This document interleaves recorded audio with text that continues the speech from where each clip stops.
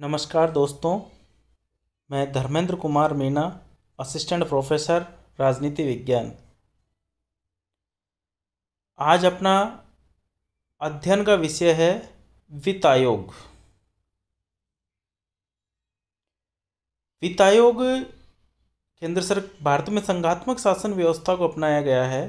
तो वित्त आयोग केंद्र के स्तर पर और राज्य के स्तर पर दोनों ही जगह होते हैं। आज जो अपन अध्ययन करेंगे वो है केंद्रीय वित्त आयोग। भारत के संविधान के अनुच्छेद 280 में वित्त आयोग का प्रावधान किया गया है।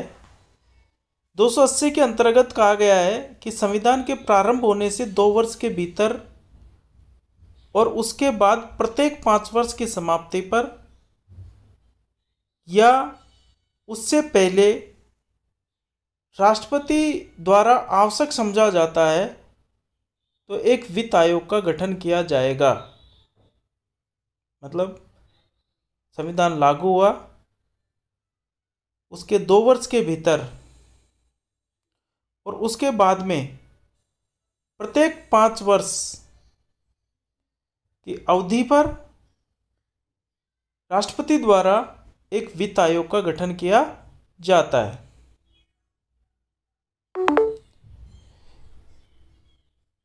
इस व्यवस्था को देखते हुए पिछले वित्त आयोग के गठन की तारीख के 5 वर्षों के भीतर अगले वित्त आयोग का गठन हो जाता है। वित्त आयोग की आवश्यकता क्यों पड़ी? भारत की संघीय प्रणाली केंद्र और राज्यों के बीच शक्ति तथा कार्यों के विभाजन की अनुमति देती है और इसी आधार पर कराधान की शक्तियों को केंद्र और राज्यों के बीच विभाजित किया जाता है। केंद्र कर राजस्व का अधिकांश हिस्सा एकत्र करता है और कुछ निश्चित करों के संग्रहण के माध्यम से बड़े पैमाने पर अर्थव्यवस्था में योगदान देता है।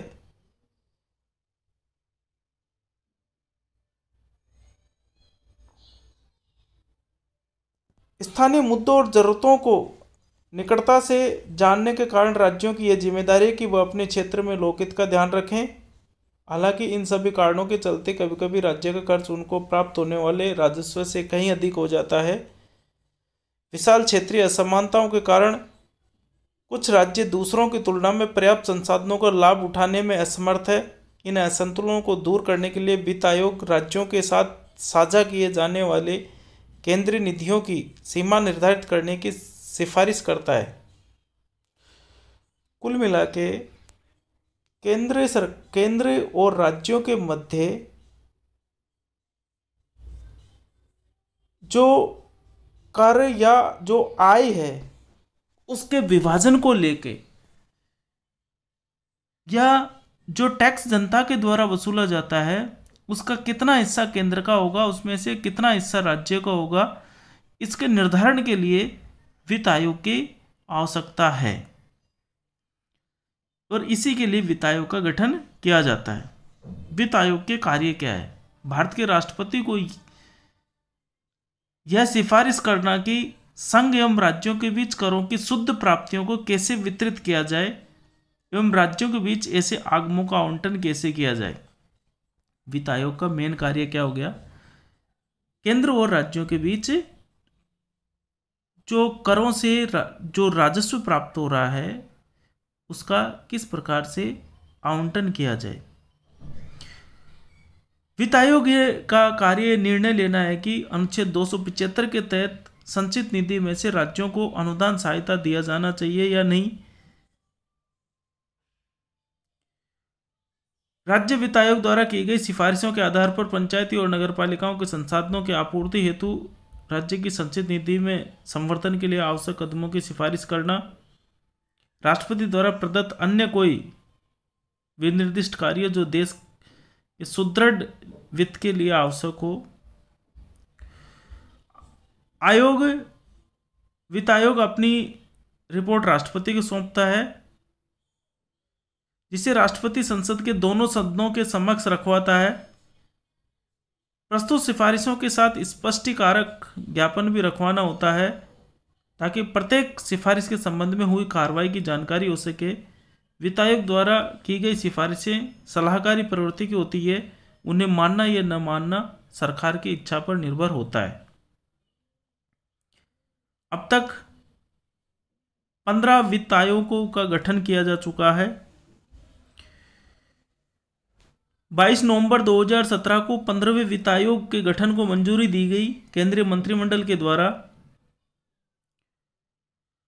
15वें वित्त आयोग की जो सिफारिशों की जाएगी वो वित्तीय वर्ष 2020 से 2025 तक 5 साल की अवधि के लिए लागू रहेगी। 15वें वित्त आयोग का अध्यक्ष श्री एन.के. सिंह को बनाया गया है। एन.के. सिंह भारत सरकार के पूर्व सचिव एवं 2008 से 14 तक बिहार से राज्यसभा के सदस्य भी रहे हैं।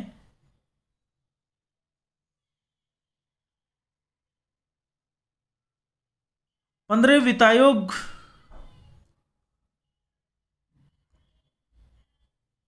या अपन यूं कहें कि वित्त आयोग की संरचना इस प्रकार से होती है कि वित्त आयोग में एक अध्यक्ष होता है और 4 सदस्य होते हैं। वित्त आयोग में एक अध्यक्ष और 4 सदस्य होते हैं। भारतीय संविधान के अनुच्छेद 280 के फर्स्ट पैरा में यह प्रावधान किया गया है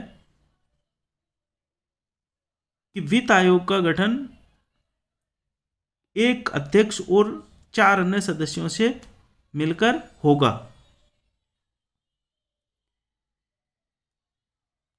15वें वित्त आयोग के अध्यक्ष एन.के. सिंह बनाए गए हैं। इसके अलावा 15वें वित्त आयोग में 4 सदस्य शक्तिकांत दास, डॉक्टर अनूप सिंह, डॉक्टर अशोक लाहाड़ी और डॉक्टर रमेश चंद्र को बनाया गया है। मतलब 15वें वित्त आयोग के अध्यक्ष तो हो गए एन.के. सिंह और जो 4 सदस्य हैं वो है शक्तिकांत दास, डॉक्टर अनूप सिंह, डॉक्टर अशोक लाहिड़ी और डॉक्टर रमेश चंद्र।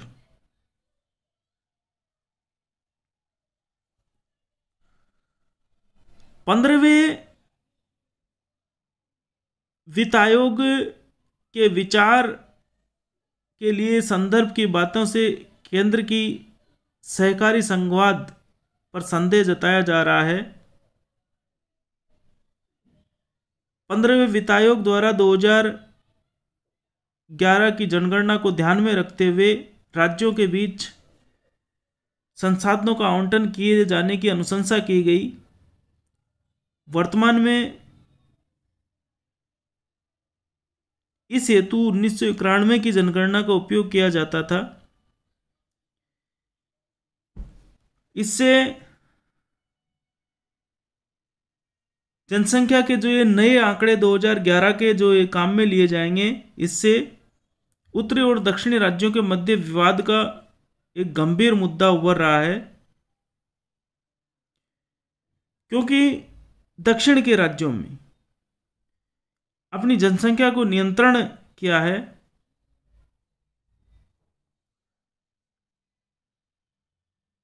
और उसके कारण 15वें वित्त आयोग में उन्हें उनकी हिस्सेदारी में, उनको मिलने वाली हिस्सेदारी में उनका नुकसान हो सकता है। खासकर उन दक्षिणी राज्यों को नुकसान होने की ज़्यादा संभावना है जो दशकों से अपनी आबादी को नियंत्रित करने के लिए प्रदर्शन कर रहे हैं, जबकि कम जनसंख्या वृद्धि स्वाभाविक रूप से कम प्रजनन दर से जुड़ी हुई है, जो बेहतर शिक्षा, स्वास्थ्य सेवाओं और विकास का एक परिणाम है। कर्नाटक, आंध्र प्रदेश, तमिलनाडु और पांडिचेरी जैसे राज्यों को इससे नुकसान होगा। जनसंख्या नियंत्रण में प्रमुख भूमिका निभाने वाले इन प्रतियोगी राज्यों को देखें तो विशेष रूप से दक्षिणी राज्यों को अधिक धनराशि का आवंटन हो सकता है, क्योंकि उनके भीतर नियोजन पहल में लगभग आबादी को स्थिर कर दिया है। इस प्रकार अंतर्राज्यीय तनाव पैदा कर रहे हैं जो देश की अखंडता के लिए घातक है। सहकारी संघवाद को बढ़ावा देने वाली प्रमुख पहलें। 14वें वित्त आयोग ने केंद्रीय कर में से राज्यों की हिस्सेदारी बढ़ाकर 12% से 42% तक हस्तांतरित के लिए सिफारिश की थी, जिससे सहकारी संघवाद की ओर एक सकारात्मक गति पैदा हुई थी। इसके अतिरिक्त पूर्व योजना आयोग को एक केंद्रीय संस्था के रूप में देखा गया जो राज्य सरकारों के लिए अनुत्तरदायी मानी गई, अतः इसके स्थान पर सहयोगात्मक संघवाद पर आधारित नीति आयोग का गठन किया गया। इसके अलावा जीएसटी अधिनियम द्वारा जीएसटी काउंसिल को एक संवैधानिक निकाय के रूप में स्थापित किया गया जो अपने निर्णयों में राज्यों को उचित प्रतिनिधित्व प्रदान करती है। 15वें वित्त आयोग ने जो सिफारिश भेजी एन.के. सिंह ने जो के अध्यक्षता में जो गठित किया गया 15वां वित्त आयोग, उसकी सिफारिशों में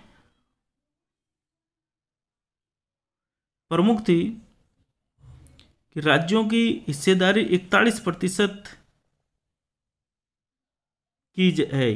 पहले जो 42% थी उसे घटाकर 41% की जाए मतलब 1% राज्यों की हिस्सेदारी घटाने की सिफारिश की गई।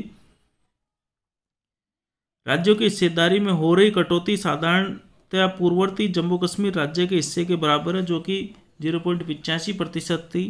केंद्र की हिस्सेदारी में बढ़ोतरी का मुख्य कारण नवगठित केंद्र शासित प्रदेश जम्मू कश्मीर और लद्दाख की सुरक्षा तथा अन्य आवश्यकताओं की पूर्ति करना है। ज्ञात हो कि 15वें वित्त आयोग के विचारार्थ विषयों में रक्षा और राष्ट्रीय सुरक्षा के लिए केंद्र द्वारा दी गई राशि की मांग पर विचार करना भी शामिल था। इस संदर्भ में आयोग विशेषज्ञों की एक समिति के गठन पर विचार कर रहा है। इस प्रकार से 15वें वित्त आयोग ने जो सिफारिशें की उनमें